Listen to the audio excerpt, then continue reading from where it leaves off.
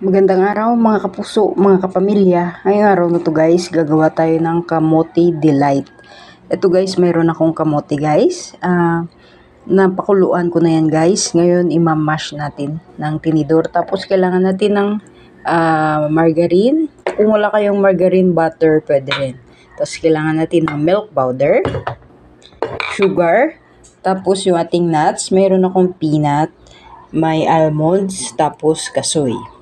Yung una natin gagawin guys, i-mash natin yung ating kamote. Ganyanin nyo lang ng tinidor guys. Ayan. Para madurog siya.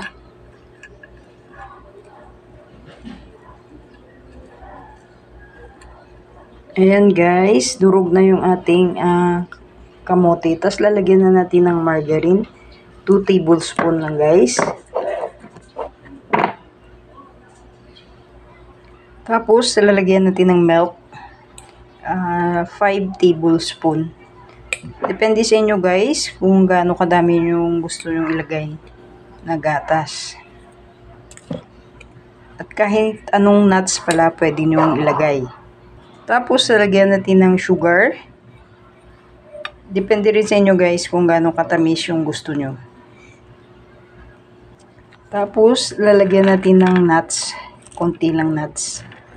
Kasi mamaya yung iba ita-toppings natin. Ayan. Tapos i-mix-mix lang natin to.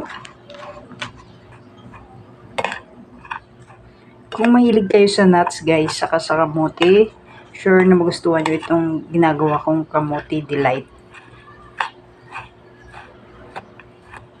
Ngayon guys, pagkatapos nyo i-mix na mabuti, lalagay nyo na sa isang Tupperware dito.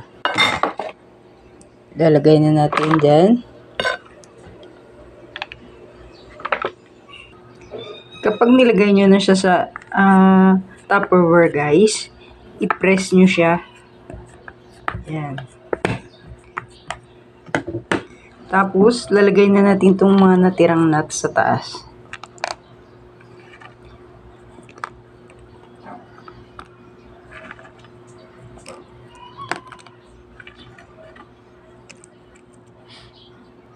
Tapos guys, i-press natin yung mga nuts para dumikit siya sa ating kamote.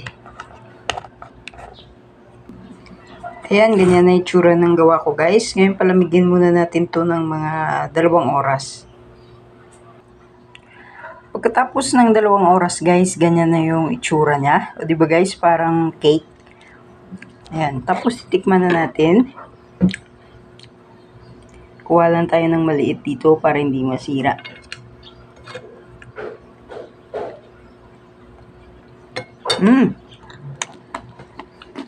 Masarap siya guys. Yung texture niya, malutong-lutong na creamy. Tapos malinamnam. Ang sarap guys. Gayahin nyo rin yan guys. Yung ginawa kong kamote delight. Thank you for watching. Bye-bye.